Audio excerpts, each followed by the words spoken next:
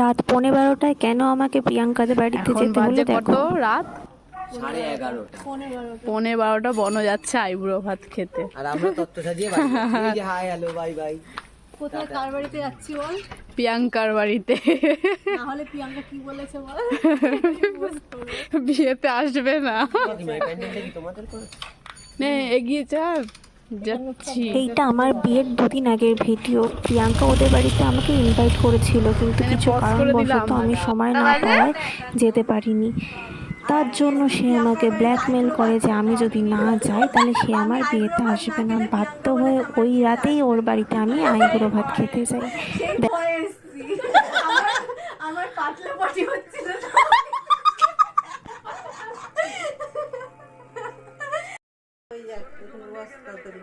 কি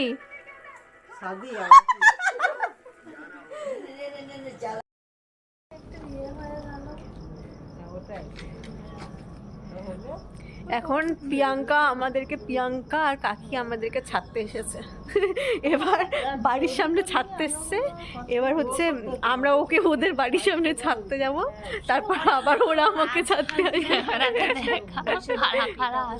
এই যে